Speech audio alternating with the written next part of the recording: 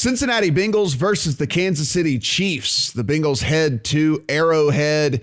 The narrative has already started. They're pulling months-old quotes from Joe Burrow and trying to pass them off as if they're new when him talking about the noise not bothering him. And it's like, yeah, no, he said that way back in like week 6 of the NFL season, but everyone's passing that along like Joe Burrow's trying to start something here with the crowd over there at Arrowhead. Guys, as we sit right now, this is a 7.5 point line now at the majority of the books out there. This has changed overnight and this morning. The one lone holdout right now is DraftKings, but it is juiced to 120. So you got to think this is on its way to 7.5 there as well. 54.5 is your total. If we look across the landscape in Las Vegas, it is the majority sevens.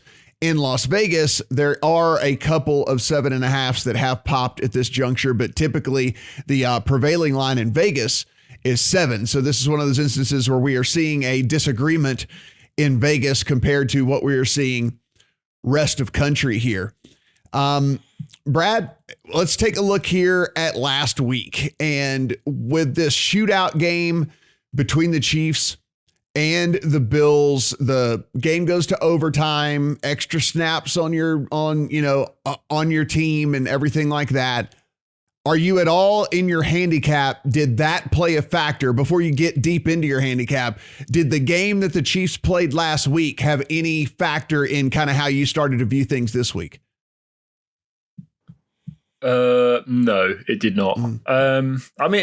It was the Chiefs' offense. They had one drive in overtime, didn't they? I think it was more. It was more excitement for us than like actual toll on the defense or the offense. So, guys, listen, from an injury standpoint, the big one that we're watching in this one is Tyrann Mathieu. He did practice on Thursday, but he is still in the concussion protocol. I don't think I need to tell everybody out there what an important piece he is to this defense. I don't think I need to tell everybody how much he would be needed whenever he is going up against the kind of, I'm even calling it like a four-headed monster at this point, because CJ Uzomah has really established himself as kind of a go-to target there for Joe Burrow as well. So how much Tyrann Mathieu could mean to this defense, Stephen. And so, it looks as if, and we have seen these guys kind of progress through the concussion protocol here in the playoffs a little bit faster than we did in the regular season. And it looks like he's going to go, but certainly a big injury and certainly something we should be monitoring and should be paying very close attention to. There's also been no COVID positives through 3 weeks of the playoffs. It's a friggin' miracle. They've solved concussions and COVID in the playoffs, man. It's amazing. Yeah, but these guys have been getting playoff concussions. These are playoff concussions that they're getting.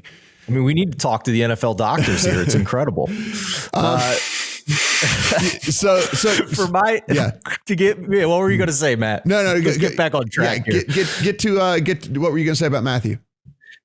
Well, nothing about Mathieu. My eyes for this matchup went more straight to the trenches, to be honest with you. I think of the two games, this is the one where I would be shocked if the underdog pulled an upset. Because if you look at the offensive and defensive line matchup in particular, when the Bengals have the ball, they got issues, man. I mean, they've been pressured like crazy for 2 straight weeks here and have gotten away with it. Cincinnati 25th Cincinnati 30th in pass block win rate. Kansas City 7th in pass rush win rate. If there's one area maybe the Bengals can try and capitalize on, it's the fact that the Chiefs were overall 32nd in stopping the run, and they were 10th, and the Bengals were 10th in run block win rate. But that's a tough task when you have Patrick Mahomes on the other side and he might put up points and you have to pass with him to try and stay within the game. So I have major concerns there with the protection still for the Bengals, despite them advancing to this point. And I think my favorite way to play this is potentially as a teaser to get the Chiefs down through the 7, through the 3. And we could talk a little bit when we get to the NFC about what the best teaser leg is for that if we go that route. But for all the talking heads and first take TV personalities out there that might be bringing up the last matchup between these two teams where the Bengals won at home. The Chiefs had 10 penalties for 83 yards in that game, including one that wiped off a kick return for a touchdown. And 6 of those 10 penalties led directly to Bengals first downs. And for what it's worth, the referee in this game now is Bill Vinovich. You mix crews in the postseason, but he's going to have at least some of his crew. His crew called the least amount of penalties in the NFL this season. So if you're banking on all that penalty situation to repeat itself and the Bengals to pull an upset, I think you're asking for a very large outlier situation. So let's go back to that first game then, Brad. I mean, it was a Bengals 34-31 win. Chiefs led 28-17 at halftime. They only scored 3 points the rest of the way. Mahomes had one of his worst games of the season statistically. Well, I say worst, had an average game. 26-35, 259 yards in that one. Burrow goes 30 of 39, 446. In that game, the Chiefs ran for 155 yards. The Bengals only ran for 60 yards. It was the Jamar Chase show. He had 11 catches for 266 yards. Steven mentions that those penalties, a lot of those penalties were pass interference calls and holding calls on the receivers. Chiefs play a bunch of man defense, and with that is inherently you're going to get some of those calls go against you in those type of situations. I think I don't think we should just blow over the fact that this game happened in week 17. And not only did it happen in week 17, it happened when the Chiefs needed this game to secure the number 1 seed overall in the AFC, which they ended up not getting by losing this game. So, Brad, I don't think us just blowing this game off and not taking into account what we saw in this game is the right way to go about this. What say you?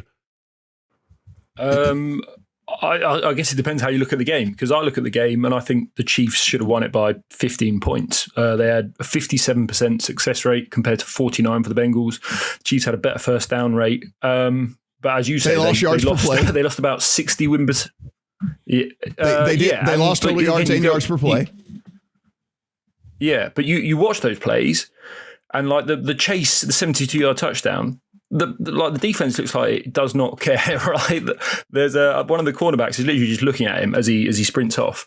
And as you say, they're up 14 points or so at half, and it looks to me like they switched off. It looks to me like they thought, right, we've got this in the bag. They'd won 8 straight or whatever at that point. So I think it is fair to say we're going to get more intensity. They're probably not going to be penalised to the same extent. As I say, someone tallied up the amount of win percentage lost on penalties, and it was 60%, which was like double the second most in a game this season. So I don't know. I suppose the other thing here that I thought was wrong in that game for the Chiefs is they blitzed. There was that big 3rd and 17 play in the second half where, again, he threw it up to Chase. Obviously, he goes and makes a superb play. But why are they sending a zero blitz on 3rd and 17? Like you look at Burrow's splits this year. Against cover 1 or blitz, he's literally the best quarterback in the NFL. Against 2-man, he's 23rd in the NFL by EPA. So I'm hoping that the Chiefs just sit in cover 2 here. They just sit in that soft shell that everyone's been doing to them all year, and they just make Burrow beat them like that and don't offer up those one-on-one balls for Jamar Chase. Yeah, so kind of circle back to that. So Steven mentioned the defensive line versus the offensive line. Burrow, everybody's watched, and everybody saw Burrow was sacked 9 times versus the Titans. Now, 8 of those came on just the 4-man rush. Titans did blitz 11 times in that game last week. 1 of those resulted in a sack. Do you know what the other 10 resulted in?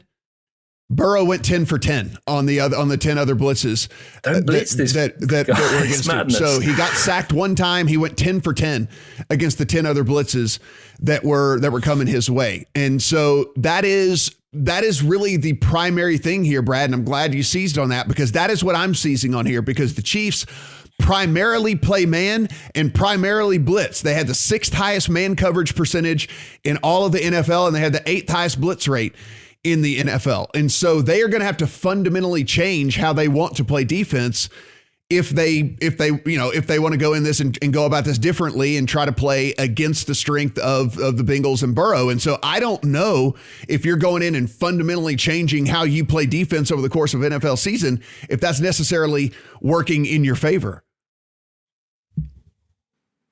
I think you try, right? Yeah, go ahead, Brad. Oh, sorry. I was going to say you've just seen. I mean, you've just been cooked for 266 yards and 3 touchdowns by Chase, by blitzing. Like, I think even if your personnel doesn't suit it, I think you have to try and change it, especially with the stats that you've just laid out as well. Yeah, Stephen. I mean, like it's one of those deals where I can't imagine that they come out and play like they have all year long. But does that then kind of fundamentally put them at least a mild disadvantage because they are playing in a way that they are not used to playing? And certainly, again, I don't think anybody would argue that they had more success on the defensive side of the ball as with the season progressed, and it was playing this style of defense. Yeah, I mean, we can debate back and forth until the dogs come home about whether or not Joe Burrow is going to be able to be effective in throwing the ball here. The other issue I have is their red zone offense, especially when facing the Chiefs, because they've been a little fortunate in the past 2 playoff games here. 1 for 2 against the Titans, 2 for 5 against the Raiders in the red zone on the season. They're only the 18th ranked red zone offense in converting into touchdowns. And you're facing the Chiefs now. And we haven't even talked much about the other side of the line of scrimmage here, where Cincinnati's pass rush was only 25th this season in win rate, 25th in run stop win rate, and you're facing a Kansas City Chiefs offensive line that was top 3 in pass block win rate and run block win rate. So I'm almost viewing this game, Matt, like Joe Burrow has to go out there and have an all-time great playoff game to pull this upset with what we've seen now from this incantation of the Kansas City Chiefs, because they just played Buffalo and they were unstoppable. So I guess there's a situation in the range of outcomes where the Bengals are down 14 with 2 minutes left and Burrow gets inside the 7.5 here. But that's why I don't see any. I see a very, very small situation where the Bengals pull an upset here because of all these factors we've discussed. So I'm looking to play the teaser leg on the Chiefs and take out this touchdown spread. Yes, I don't think there's any. Question as to where I'm leaning in this one. I mean, I think that a lot of the stats do bear out and do kind of point towards this game being pretty close and certainly staying within the 7.5. As we keep mentioning, right? I mean, if they do choose to blitz, as Brad mentioned, Burrow, best in the NFL, 11.5 yards per attempt versus the blitz over the course of the NFL season. That's the highest in the NFL. The versus man coverage, he had 11.4 yards per attempt. That was number 1 in the NFL as well. And if you go back to that week 17 meeting, on the downs where they did not blitz, when they did sit back in coverage, Burrow went 24 of 30 for 354 yards and all 4 of his touchdowns whenever they did not blitz him in that game in week 17. So they figured something out in week 17 when they didn't blitz. They figured something out against the zone. Then I think they can figure something out against the zone now. Those incredible weapons that he has, I think that, listen, if they try to take Chase away, which I imagine that's going to be the number 1 goal here, a guy torches you for 11 and 266, that better be your number 1 goal is trying to take away Chase. They still have Higgins. They still have Boyd. They still have Uzama. They still have Mixon coming out of the backfield. I think 7.5 is too much. I played the 7.5. This game is not going to play outside of a touchdown. It's just not going to. They're going to score on this Chiefs defense, just like the Bills did last week. And so it might come down to one of those who has the ball last. Brad, how are you playing this one?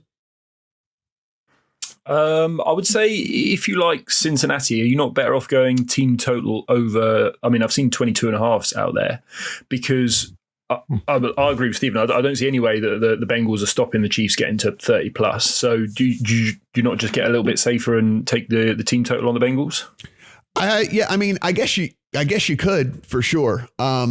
I'm not incredibly. I'm less bullish on the fact that they can't win this game outright than you guys are. I mean, again, I keep going back to the fact that this game happened in week 17 and maybe the most important game for the Chiefs all season, and which would have secured the number 1 seed in the NFL, which gets them a bye. And they lost that one. So I'm not as bullish on you guys that they can't win this thing outright. And so I think keeping it within the numbers well within reason here. I have a lean to the over, but this number's gotten away so much that I feel I understand if I still think it goes over, you bet it anyway. But there's something about this gambler's thing inside of me that know that I've missed 3 points on this thing that is just kind of like, whatever. But if you had to play the total, guys, Steven, I'll start with you. Is this an overlook, an underlook? If you had to play it one way or the other? I'd probably... Yeah, I mean, I have to stick to my fundamentals here, right? Like it's gotten away from us to play the over. So I hate taking the worst of the number.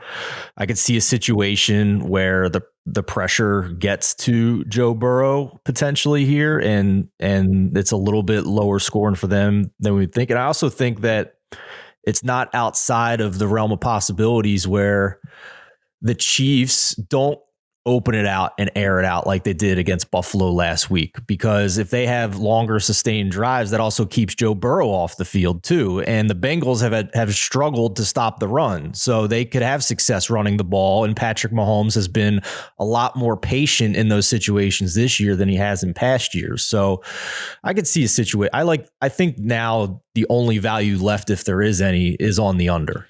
Brad, if you had to play the total, which way are you playing it?